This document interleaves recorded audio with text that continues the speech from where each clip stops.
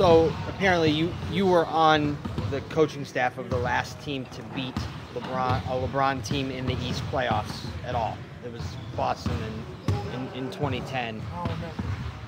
So you don't remember? No. Do you ever think back to the Eastern Finals when you were with Doc against LeBron and the Heat, and just what LeBron did in that series, Game 6, those kinds of things? Yeah, we had the momentum.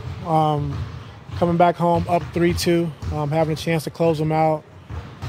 Played a great series, and we thought, we had a chance to win that series. And LeBron came in and, had 45 points. I think he made 6 threes, and he was just determined that he wasn't going to let his team lose. And he had a great game. And then, went to Miami Game 7, and they closed us out. Ty, how much does all that crowd and that Celtic mystique and all that help them? Oh, the crowd's great.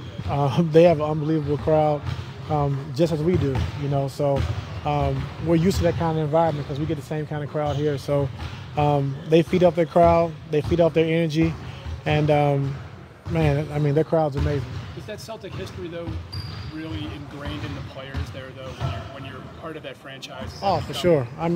Just the winning tradition of Boston in general, with the Patriots, with the Red Sox, with the Celtics, they just have a winning tradition in Boston, and it's with all sports. And that town is, they love their sports. They're great fans, and the team, they appreciate it. And I had a chance to experience some of that when I was there. Back in 2015, when you guys swept the Celtics in the first round, what did you make of their team then? And did you see them as an up-and-coming challenger in the East? Oh, for sure. I knew Coach Stevens did a great job, even then. And I knew they was going to get older, they was going to get better. He was going to have a chance to, put his stamp on that team. And they've gotten better and better each year. And now they have a chance to, play in the Eastern Conference Finals with a chance of making it to the finals. So that's all you can ask for is growth every single year. And that's what they've gotten. After the last long layoff, Coach, you said your only concern was like the first 6 minutes. Is that pretty much the same now? You just worry about that first wave through the game after a long layoff? Well, it's different because we're starting on the road now. And, usually we've been having these layoffs, we've been having home court. And our fans have gotten us through that. So now it's going to be a little different of having to adjust and play on the road and, having to carry our own weight. Our fans are not going to be behind us to start the game. So we have to bring our own energy, which I think we will. And, I think we'll be fine. Do you have a read of the room? I know it changes series to series. Obviously they seem eager to get back to playing other people. Are you about that same place as well? It's time. We've gotten here faster than Boston did, but, they scratched and clawed their way. It just shows, the team they had all season. They play hard, they scrap, they compete, and they made their way here. And that's just who they are, and they wouldn't take it any other way. And just knowing some of their coaches on their coaching staff, they like the way they did it. And, now we're both here, and it's time. And they're pretty excited, and I know we're excited as well. Everything that happened a couple years ago between Olynyk and Kevin, and then Olynyk and Oubre in the last round, and Zaza and Kawhi in the other series, you almost expect that there's going to be some sort of issue between these two teams in this series. I'm just happy to be here.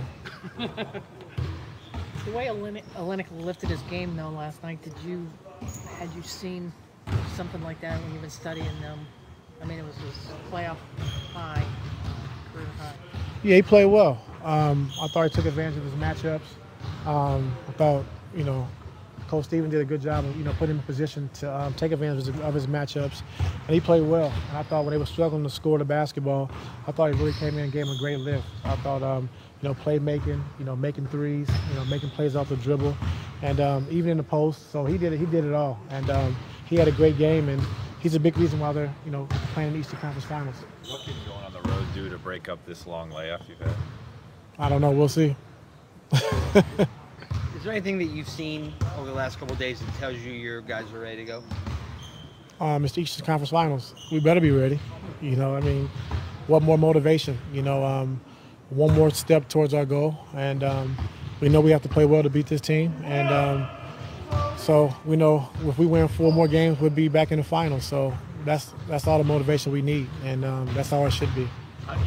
Do you expect this game to be different from when you were up there in late April and really handled them well?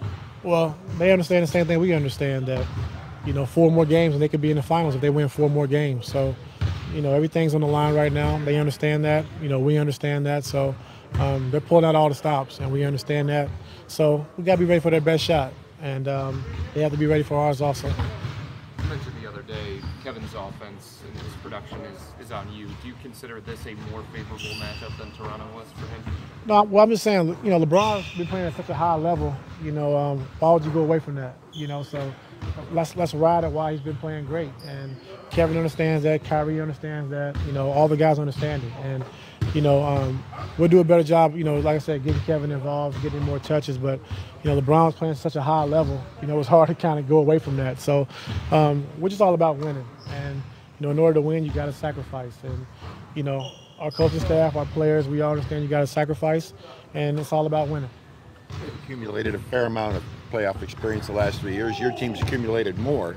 I'm just curious, how important is that accumulated postseason experience when you get this deep into the playoffs? I don't know. Does it help? To know that these situations, like you say, it's either win or go home. I never really believed in that. If you got a great team, I think you're going to play well. I'm not sure about the experience. If you have a great team, you're going to be productive. My first year here, Kevin and Kyrie didn't have any experience, and we went to the finals. So it's about how well put together your team is, and you got to give credit to Dan Gilbert, David Griffin, done a great job of putting his team together, and it's about the players you have on the team and how good they are, and then how well you handle situations. So, the experience is good, but it's all about how good your team is. Do you think that 11 conference finals, do you think that was a turning point in LeBron's career? What do you mean? Just not being able to beat Boston in the playoffs, and then leading the Heat back the way that he did with that Game 6. Boston's never beaten him since. No one's beaten him in the East since. Is that? So yeah, I guess you could say. Now you brought it to my attention. Yeah, I would say that. But at the time, it didn't feel that way. It was too fresh. I never even thought about it, but yeah, it makes sense. What did you do last night after the game ended? Did you do any additional? Yeah, I packed, and I already been game planning for both teams, and so I pretty much had everything done for both teams, and packed, relaxed, didn't do much after that. First 2 series, you've given JR the defensive assignment against Paul George, DeMar DeRozan. Do you rethink giving him the best offensive assignment because it's a point guard instead of a wing in this kind of series, or do you feel comfortable with JR matching up against a point guard? Not to start. Yeah, not to start. He won't be on Isaiah to start, so he'll get a chance, maybe, but we'll see how it goes. What's the difference that you see with JR defending wings versus point guards? It's a different guard. I don't really want to get into it, but it's a different guard for him. I like Shump, on the point guards, more than I do JR. So it's a different guard for him. A lot to ask from him. So try to keep him away from him if I can. Did you have the Boston scout done before the end of the season? I had a lot of scouts done for the end of the season. Well, I was going to say, did anything happen in the first 2, without giving it away, did anything happen in the first 2 series to make you rethink what you wanted to do? Not really. I had Washington, I had Boston, Toronto. I have, those 3 teams, pretty much done, midway through the season. I was just working on things that I wanted to do. And that kind of went into, preparation defensively, all season about things I wanted to work on and do. So it's been done for a while. Let me give away my secrets, Jason. But I've been working on it for a while, and things are pretty much the same. I'll ask, since you mentioned Shumpert on point guards, are you going to stick with your usual starting 5? Yes.